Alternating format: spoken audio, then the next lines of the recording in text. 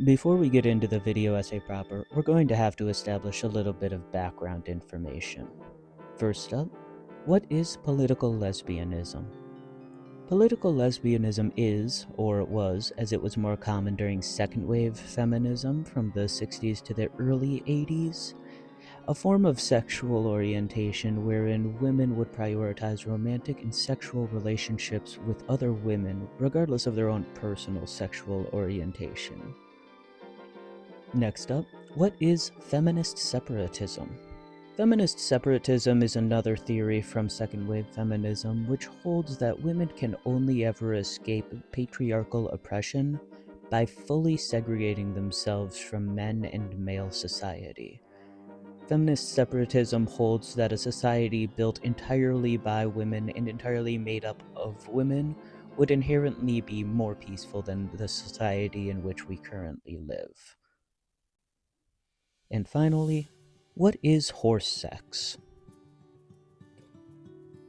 Now let's get into the video essay. As I'm sure we are all aware, the Holdfast Chronicles, the feminist post-apocalyptic 4-book series, began with Walk to the End of the World, published by Suzy charnas in 1974, and was followed up by Motherlines, The Furies, and The Conqueror'S Child over the course of the next 20 years, and some of these are even half-decent books. Walk to the End of the World is one of these half-decent books, despite the fact that it does not feature the political, lesbian, feminist, separatist, horse-sex communes, which made the rest of the series famous. I'm just gonna call it TWU. TWU is a feminist satire which tells the story of a world ravaged by nuclear war. The only people left alive inhabit a tiny patch of coastal land in what was once, I'm pretty sure, Louisiana, though certain sources, like Wikipedia, disagree, eking out a meager existence subsisting almost entirely on seaweed and algae and marijuana. The beasts, you see, were exterminated in the nuclear war. And thank God the Father, because beasts are a sign of great evil. But even worse than beasts, the evil races whose red skins, brown skins, yellow skins, black skins, skins all the colors of fresh-turned earth, mark them as mere treacherous limitations of men who are white. Youths who repudiated their father's ways, animals that raided men's crops, and waylaid and killed men in the wild places of the world. And most of all, the men's own cunning, greedy females. Those were the rebels who caused the downfall of men's righteous rule. Men call them unmen. Of all the unmen, only females and their young remain, still the enemies of men.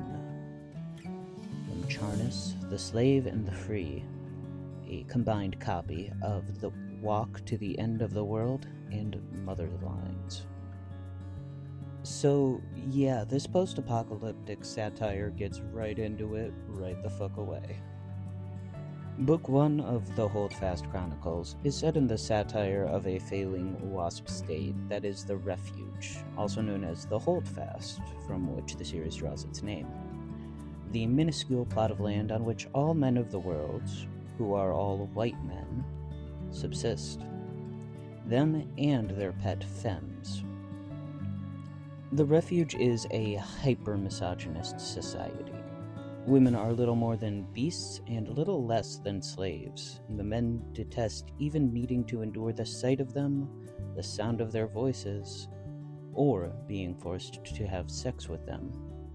As two of our protagonists, Ikar Beck the Intendant and Captain Kelms the Junior, say, the Intendant said, "They shouldn't be allowed to sing. Don't you find their voices disturbing?" Most men were entirely too preoccupied with the creatures, in Kelm's opinion. No. I do. The Intendant put up his hood. This comes from Walk to the End of the World, page 29. Aren't those two just so charming? And these are the least bad misogynists we ever see. Ikar Beck, as the Intendant, is a station which essentially makes him the Dr. Kevorkian for this hyper-misogynist, pseudo-militaristic society.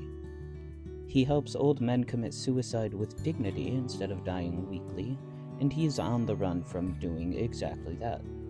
He is also the only man in the entire refuge who knows who his father is, and in the refuge, fathers and sons are destined to murder each other. This causes Akarbek to have insane daddy issues, as you may well imagine. And these are insane daddy issues even in terms of holdfast-ish society, wherein all young boys are constantly terrified that their father will appear at the school for young boys where all the young boys live, and that this adult man will murder them. Akarbek's daddy issues are worse. Captain Kelms is 20 years older than Akarbek, and so should technically be a senior rather than a junior. The dichotomy on which the holdfast majority runs, rather than male-female, as in our society, is junior-senior. Captain Kelms has refused a promotion to seniorhood, because as a senior, despite having access to more resources, he would no longer be on the front lines with his rovers, who are brainwashed human soldiers.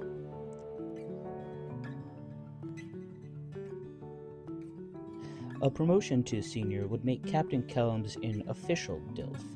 However, because he has consistently refused this promotion, he is only a DILF by technicality. Legally, he remains a junior. He is 20 years older than Akarbek, and so, with Akarbek's daddy issues, you can well fucking imagine the chemistry between these two. Captain Kelms is also a furry, and possibly the only furry left in the entire world, and he discovers this on his first ever drug trip, which happens when he is escorting a criminal. We get to see this drug tip in detail as it is crucial to the plot that we see our third protagonist, a man named Servan D. Leo, guide a group of men through some weird dom subgroup hypnosis. DeLeo told them to forget all that and give him control.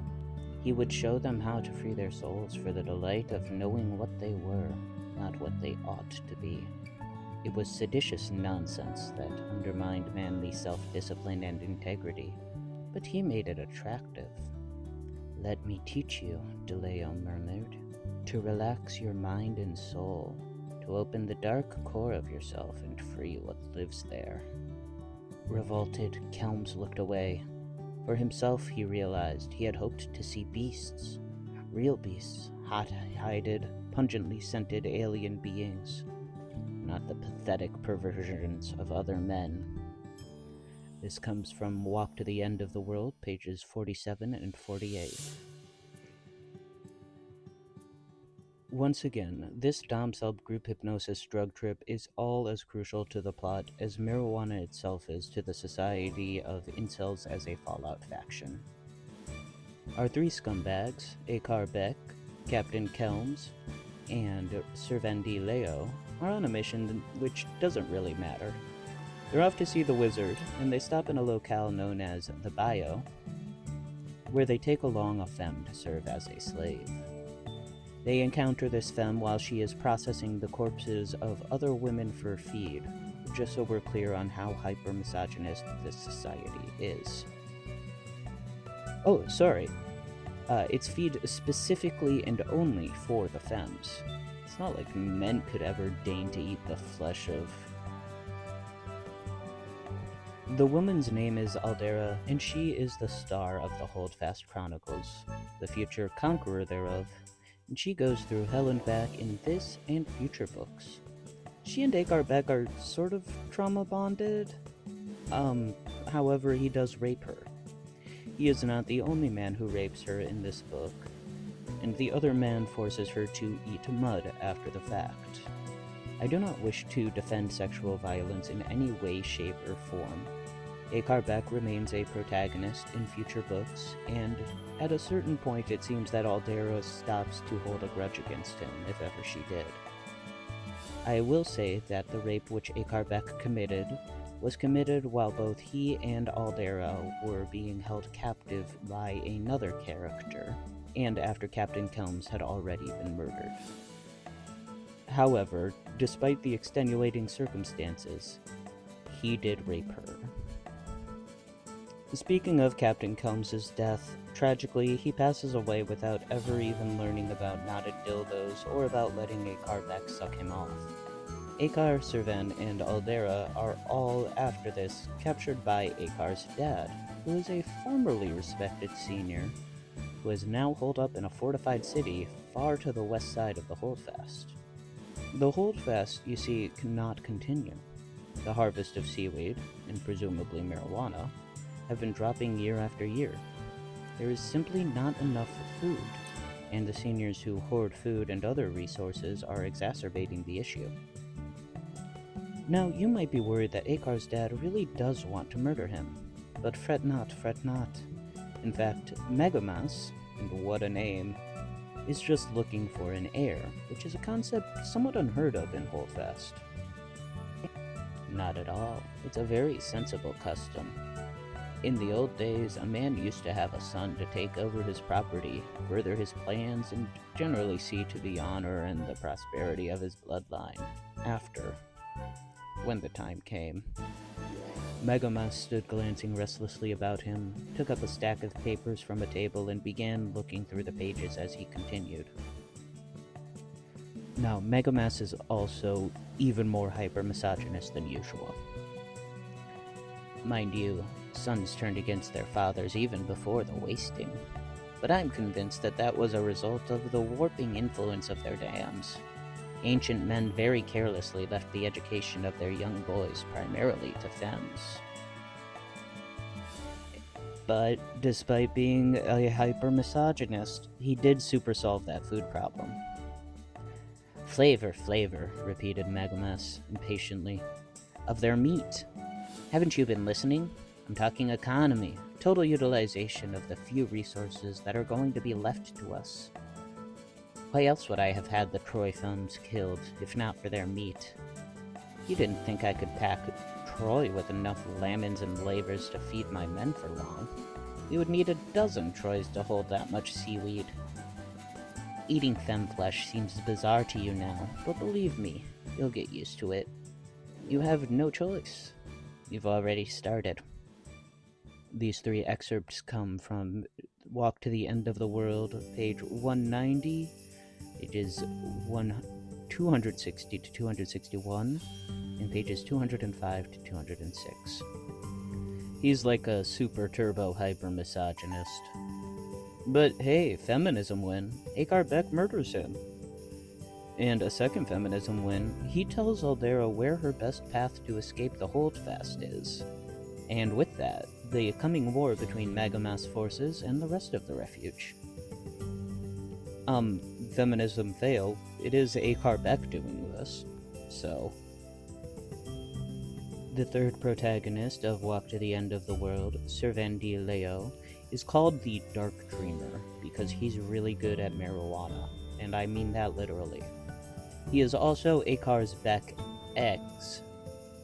Current ongoing abusive situationship? Certainly the future abusive situationship. He doesn't really matter. He is complete and utter evil in all ways, shapes, and forms, and basically any time that he is on page, he is abusing and mutilating a woman. But he is a main character in this fucking book, so. Akar Beck has broken up with Servan Leo at this point in the narrative. In fact, he did that shortly before he murdered his father. And Walk to the End of the World ends with Servan Leo approaching the wreckage of the grand battle at the gates of Troy, while alldera watches from above before she departs the holdfast and flees into the wilds. Almost none of that plot matters at all in the Sisterhood. The next book, Motherlines, starts with alldera almost dying in the wilds before she is rescued by a riding woman. alldera mistakes the woman on a horse for some kind of centaur beast when she first sees her, so you can imagine the state of holdfast ecology. The riding woman herself is called Shiel Toranor. She doesn't really like alldera, because alldera stole Shiel's food, and for other feminist satire reasons. However, Shield does take alldera back to her home camp, which is where we finally see political, lesbian, feminist, separatist, horse, sex, communes. At the commune to which Shield takes her, alldera receives a government-assigned lesbian polycule while comatose and pregnant. In fact, the principal reason that alldera is permitted to remain with the riding women, rather than being sent to the T camp where the other escapes from the holdfast live, is because of her pregnancy, since she's bringing new DNA into the wilds. Now, you're gonna want to hold on to your seats for this next reveal. The riding women, you see, are political, lesbian, feminist, separatist, horse-sex clone communes. There are essentially only 7 women out in the wilds, although they have been cloned so many times that there's a population in at least the thousands. The government-assigned lesbian clone polycule breastfeeds alldera while she is comatose, and they think that this will make it possible for alldera's future daughter, whose father, from all the evidence, was not a horse, to have viable sexual relations with a stallion and become pregnant. "It doesn't make sense," alldera objected desperately. "Ninisi, I know that a stallion's cock is as long as your arm. You'd have your guts shoved right out through your mouth if you let one do that to you." Ninisi rubbed at her jaw and said reasonably, "That would be true for femmes. This is our way. It was worked out for us by the first daughters. They saw that after the wasting there wouldn't be any place like the lab, and we would need some way to breed simpler than the lab way. So these lab-changed women designed their daughters' reproduction to be set off by the seed of a stallion. Take Cheyenne. She has a blood child over in Floating Moon Camp. The horse she mated with is not that child's sire. His seed only started Cheyenne's seed growing, and Cheyenne's seed was complete with Cheyenne's traits, no room for any others. We are not half horse, as ignorant free femmes tell each other." This comes from The Slave and the Free, pages 295 to 296. "You're not bound to us to begin with by being part of an old mother line, and you won't be truly bound until your blood child mates. Cheyenne says that, meanwhile, you should open to a horse yourself, even with no chance of issue. But that's absurd. You're not young and flexible enough anymore to safely—" "No, I can't," alldera gasped. "Why are you talking like this to me? Don't you see I can't follow?" "Are you worried about your child's mating?" Ninisi said with concern. "Don't be. The stud doesn't attack anyone. He means no harm, no abuse or degradation. He's innocent. He has to be led and coaxed and trained to do his part with our help. It's nothing at all like a man overpowering a femme just to show her who is master." This is from page 297 of The Slave and the Free. That's Ninisi Connor, one of the nicest members of the government-assigned lesbian clone polycule, explaining her horse sex to alldera. Ninisi Connor also tenderly breastfed alldera herself while alldera was comatose. So now that we know that Ninisi is the kinder member of the polycule, and that she is trying to get alldera to have sex with a horse, let's take a look at Shield's take on alldera. "Loving," Shield snorted. "I hardly think about the man-used bitch now that our tent family has separated, and it's never with love." This comes from page 351 of The Slave and the Free. So, with this kind of treatment, it's little wonder that alldera abandons the riding women and her daughter for the camp of free femmes, fellow runaways who remember the trauma of the holdfast and don't call each other bitches for having been abused. Often. They call each other bitches for other reasons, most of which we don't need to care about. But if any part of this essay convinces you to read these books, first, your mind is my mind, baby. And second, just remember that Fetica is the queen of bisexual feminist situationship drama and problem-causing. Now, we do not get to see alldera's daughter, Sorrel, attempt to have sex with a stallion in either of these first 2 books. She won't be old enough until at least the next book, and I don't believe we get her narrative again until the 4th book. When she does try, she fails, obviously, because breastfeeding someone while they're pregnant does not pass your genes on to their unborn child, you perverts. However, we do get to see a mating, you perverts.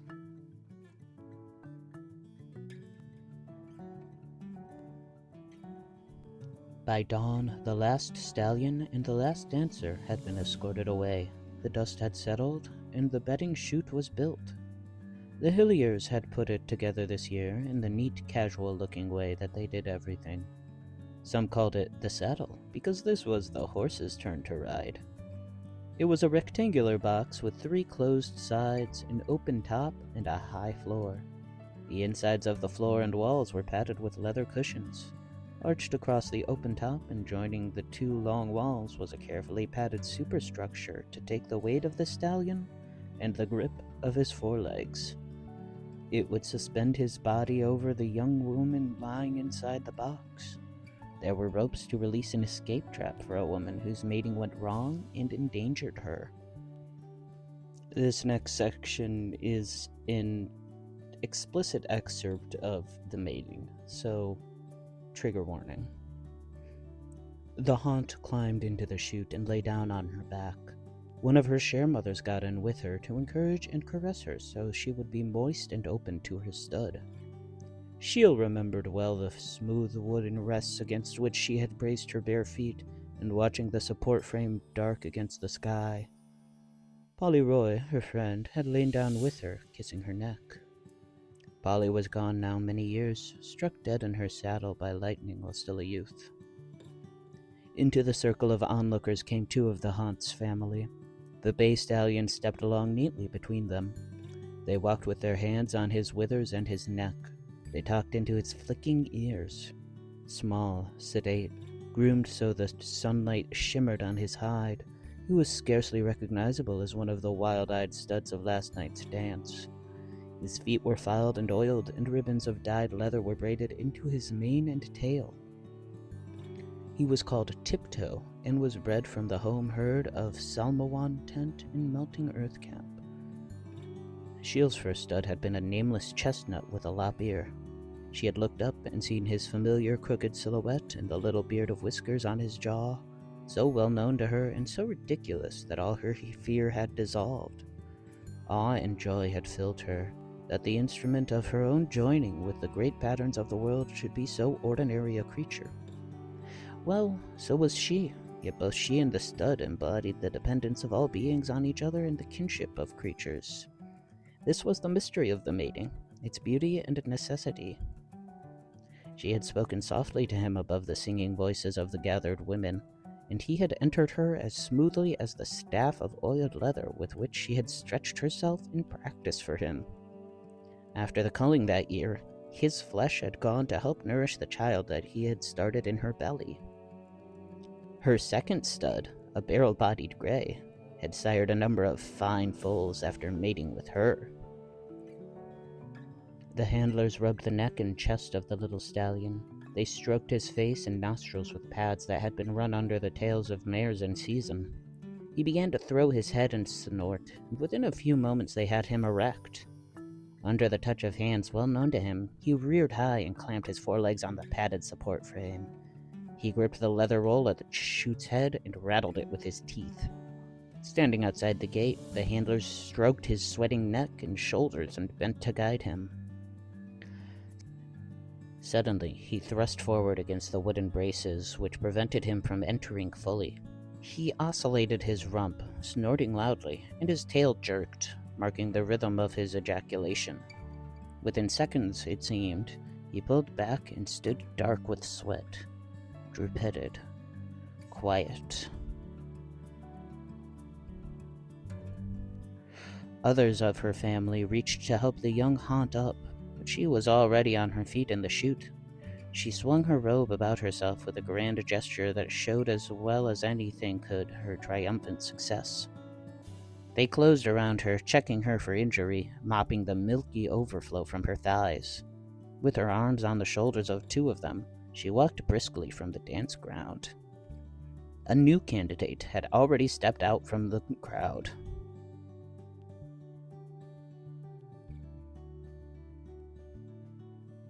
Now, absolutely none of that matters in relation to the sisterhood. But let's get back to the book series. The third book in the series, The Furies, chronicles alldera and company's conquest of a kinder, gentler holdfast, by which I mean that the slaves get to wear hats. The feminist politics only get stranger in the series from here, and more overt. Ultimately, though, the series ends after the violent revolution, with hopes for equality someday in the future. Suffice to say that the movie that I think was adapted from the Holdfast Chronicles takes into account almost none of the gender politics therein. The final war leveled the old world to the ground. It also demolished all form of order. Warlords ruled with iron fist and ravaged the land. The strong prevailed, the weak fell by the wayside. Amidst this chaos and anarchy, a band of gifted women roamed the outlands, pledged to the sacred duty of restoring peace and equality. The Sisterhood is the sort of fundamentally uncreative B-movie that opens with a solid minute and a half of shaky cam on a still image. According to New Horizons Media, who released this film, and I'm sure that they are very happy that I mentioned that, the year is 2021 AD. Women have been enslaved by a brutal army of men who survived the nuclear holocaust. Their only hope for freedom is in the hands of a nomadic band of fierce she-warriors, the Sisterhood. Now, before I explain anything else about the Sisterhood, let me be clear. I have no evidence that Cirio H. Santiago had ever even heard of Suzy McKee Charnas, much less read her groundbreaking post-apocalyptic feminist novel series. For all I know, this is all one terrible coincidence. I mean, the apocalypse, a bunch of women warriors, none of these tropes are exactly unique to Charnas. Now, first of all, I just want to say that the Sisterhood is a far less sophisticated piece of media than the Holdfast Chronicles. I don't want to say that it is stupider than the Holdfast Chronicles, although it is, but less sophisticated, I think, is a fair way to put things. While the broad strokes of the world-building are the same, with a hyper-misogynistic male-led society being occasionally fought by the wandering she-warriors, and in fact, even parts of the plot are similar, in that the plot of the film takes focus on a young woman who is escaping from this hyper-misogynistic society, all while a strange and violent man, who seems to have other motivations, is following her. So let's real quick delve into possibly the main difference between these two. In the Holdfast Chronicles, women die. A lot. The Holdfast is a place where no woman is ever safe. She cannot be outside of the home because she will be murdered. She cannot be inside of the home because she is a woman and so has no home. Some of the excerpts of the novels which I did not read to you all include the fact that the women sleep beneath their carry sacks, which they hold usually on their backs. And some of the women, in fact, have deteriorated into being unable to speak intelligently. In the Sisterhood, our main character runs around in Levi's. The main character of the Sisterhood is a young woman by the name of Maria, spelled with a Y according to IMDb. So let's discuss a few of the differences between alldera and Maria. First up, for lack of a better term, Maria is a pick-me. She is a woman living in one of these hyper-misogynistic post-nuclear societies, except she has apparently managed to gain the trust of the leader of this society. And so he treats her a little bit better than the other witches who dwell within. Sir Stadler's raiders in the Western Hills. The patrols have seen no one. Lady Shree did! They attacked travelers at the Devil's Cut. There's no one out there, little witch. There were 3 raiders and 2 travelers. They got away, but Lady Shree said that they... My men have scoured the entire area for miles around in all directions. They've seen no raiders. Lord Newfield told me to Lord tell you... Newfield has better things to do than listening to the ravings of a little witch. How the hell did you get him to believe it talk with a bird? Alldera would not stand for this bullshit, and in fact, alldera talks a lot in the later books about how much she hates post-nuclear pick-me's who constantly help the men to murder and cannibalize other women. Holdfast Chronicles gets weird later, don't worry about it. There are two other key differences between alldera and Madia. For one thing, we never see any birth family of alldera's. She eventually does have a daughter later in the series, but we never hear tell of her parents or of her siblings. Madia, on the other hand, has a younger brother. She's been taking care of him ever since their parents died and they fled the Western Kingdom. And, you know, he tries to help her out too. He's a younger brother in a hyper-misogynistic society, and so sometimes when the other men start trying to stone his sister to death, he runs up to them and tells them to stop. He's a good kid. The other main difference is that alldera is, so far as we know, an ordinary human woman. She has somewhat stronger legs than average because she likes to run, but otherwise, she's an average woman. Madia, on the other hand, can Speak with the hawk?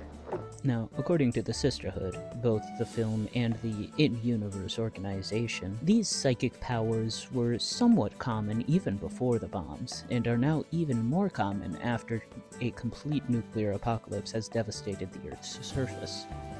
However, only women can be psychic. Now, besides Maria, one of our other main characters, and the only other male main character, is some guy whose name I didn't care to write down in my notes, so I'm gonna call him Some Guy. We're introduced to Some Guy when he is attacking a member of the Sisterhood and trying to murder and or rape her. However, this member of the Sisterhood allows him to depart freely without harming him.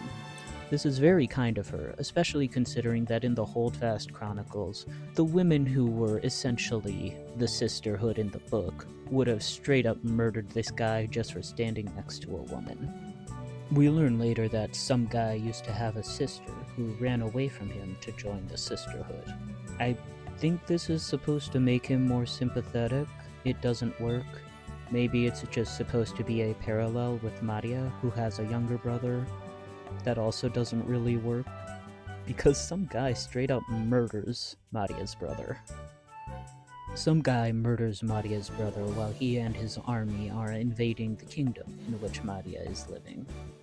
Madia has just enough time to see Some Guy slide his blade into her brother's ribcage before he departs, and she is able to have a nice tableau with her brother's dead body. This is what really kicks off the plot of the Sisterhood. Maria rides away from the ruins of her kingdom on the back of a horse, with whom I don't believe she can speak. Maria very soon encounters the the she-warriors, Ali and Vera, in a bar fight. Well, and the name of that bar is Dynamite Willie's. Dynamite Willie is the best character in this movie, the only character whose name I remember, the only character I would recognize out on the street, and the best bar in this movie, and the only bar I ever want to drink at from now on. But he's not really central to the plot, so unfortunately, we're going to have to move on from Dynamite Willie. Stop it! Stop that goddamn fighting! It's against the compact! Stop it! Stop it, I said! God damn it, I'll close this place down! You want to put you on 3 days! 3 days till you get to the next stop! Stop it! Goddamn sons of bitches! I'm gonna blow this place up! I'm gonna blow this place to smithereens! All right, now listen! I'm gonna blow this place to Kingdom Come! Get out of my bar! Now! Get out!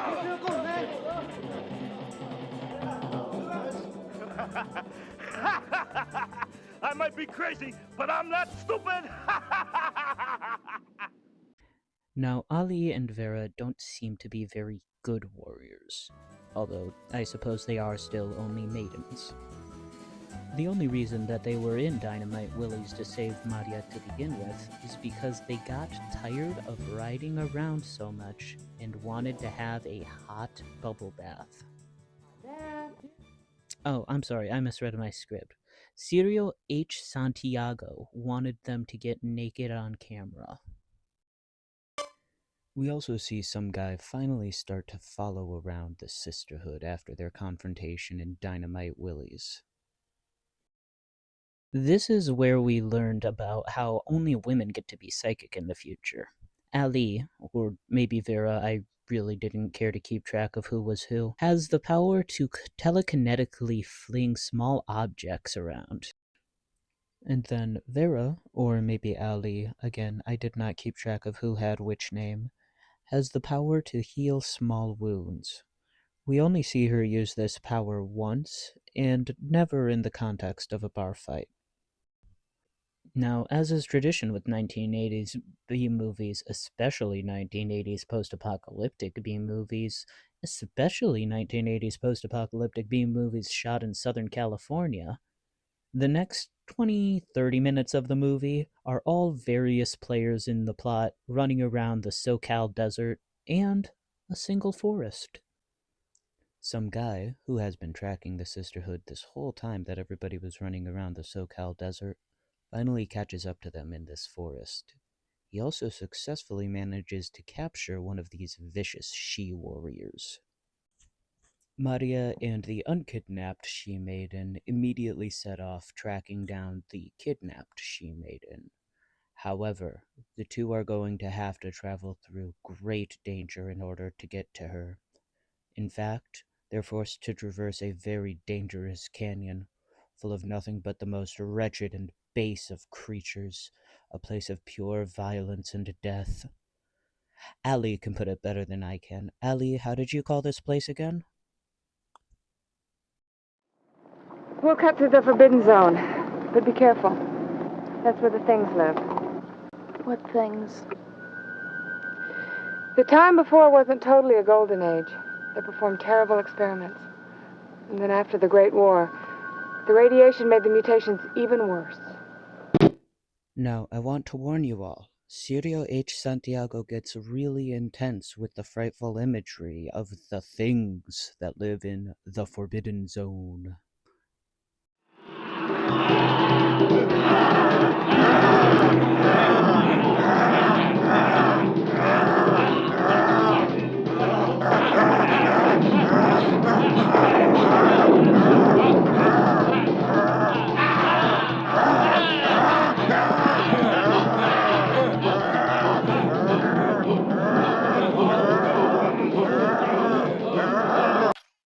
Right, so the things are a very, very, very big threat.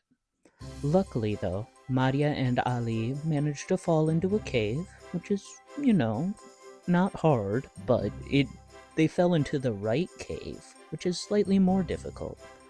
The cave is lit in bright green, but don't worry, that's not radioactive, because... Hang on, why is it not radioactive again, girls? So We're lucky the light's only from the plants. Yeah, but that's green light. It's radiation, isn't it? No. It would only be radiation if it were coming from the rocks. So once they have gotten past the glowing green, but definitely not radioactive at all, plants, Maria and Ali are faced with the door to a fallout shelter. They manage to get through just as those things are gurring their way towards them, and they are faced now with very bad computer voice acting. Identify yourself, please. Identify yourself, please. Scene, Maria and Ali walk around the computer into the real fallout shelter. This bunker is chock full of weapons. It looks like maybe it used to be a government bunker. It has one of those world maps with the dots of where the ballistic targets are on the wall, and it has those clocks with all the clocks are stopped at the different time zones time when the bombs fell. But it's not really important who used to own the bunker. What is important is that Maria and Ali have just found a bunker full of every single weapon they can imagine, and they are going to use them with pleasure. Maria and Ali begin their assault against the men at some guy's camp. They got a war wagon. The war wagon has rockets to fire, and they got people to fire those rockets at, baby. The two are successful in rescuing Vera, with a little bit of light fan service to go along with it, which was their original goal. However, now that they know that there are other women who are being held captive by some guy in King Hakar, they have to go and rescue them. After all, only the she-warriors of the Sisterhood can protect women in this nuclear apocalypse world. The assault on King Hakar's castle in and of itself is not very interesting. King Hakar is warned that there are witches outside the gates, and that these witches want to kill him. King Hakar does some misogyny, and fails to prepare for the women's assault. So, when the women begin climbing over the walls and attacking all of the men within, really, it's kind of a one-sided battle. At a certain point in the battle, Maria finally encounters some guy, and even succeeds in wounding him. Both Ali and Vera are convinced that Maria is about to murder this man for having murdered her own younger brother, and in fact, some guy thinks so too, as he tells her to just do it, in that 1980s B-movie bad guy / tough guy way. But Maria refuses to murder him. She's simply too good and too kind and too forgiving. And not very interesting, so we're gonna move on from that. What is interesting is the end of the battle. The battle begins to end when the women who invaded King Hakar's castle are cornered in the dungeon where all the women of King Hakar's castle were already chained up. King Hakar's forces are bursting down the door. They will kill the women when they manage to get inside. What can they do? How will the women manage to survive this?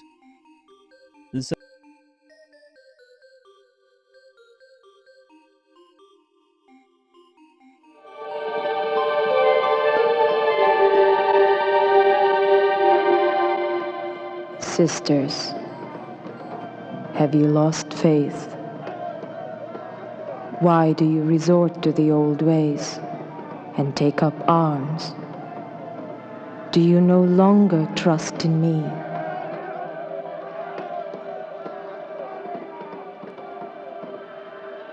So, the closest I have ever gotten to a church service was watching a friend's first communion service from outside while it happened. So, it tickles me a little bit pink that this movie confirms that the religion practiced by the Sisterhood is explicitly and innately correct in this universe. There is a literal woman god in this universe who will appear to women who are suffering and lead them away. And I think that's very, very funny to do, especially in a post-apocalypse movie. Like, the nuclear war wasn't enough to get God down here, but some women in a BDSM dungeon, not really chained up, is? This part, at least, I can say for certain, Cirio H. Santiago did not steal from Suzy McKee Charnas. Now that Girl Jesus is here, she makes all of the women vanish from King Hagar's castle. And that's kind of the end of the movie. That's the last line we ever hear a woman speak in the film. Our last shot of the film is from a distance, as the women cross the top of a mountain covered in hoods. The movie ends with some guy talking to us. I wish I could even recommend The Sisterhood as a good, bad movie. As something funny to watch with your friends while you're stoned or drunk or whatever. But I just can't. It's not a good movie. It's not funny bad, it's not interesting, it doesn't present any unique ideas. It just is. And like I said, Cirio H. Santiago is a close friend of Roger Corman. But this is 100% the closest we will ever get to a feature film adaptation of the Holdfast Chronicles. I mean, you guys all know why. We're not going to get political, lesbian, feminist, separatist, horse sex politics from Pixar or anything, much as I may pray. But hey, this is a movie. I compared it to a book which has a lot of similarities with it. And hopefully, if you're watching this video and hearing me say these words at this timestamp, you might be thinking about checking out either the Holdfast Chronicles or the Sisterhood. Let me know. Tell me what you thought of either. Tell me what you thought of this movie. Tell me what you thought of this YouTube video. Tell me what you thought of the books. Tell me what you thought of Charnas if you found her on Facebook. I like to talk to people. Thanks everybody so much for watching. I've been your host. I'll hopefully be your host again. And I'll talk to you soon. Kill! Pillage! Rape! Do what feels good! But whatever you do, do not come back without those parts I need!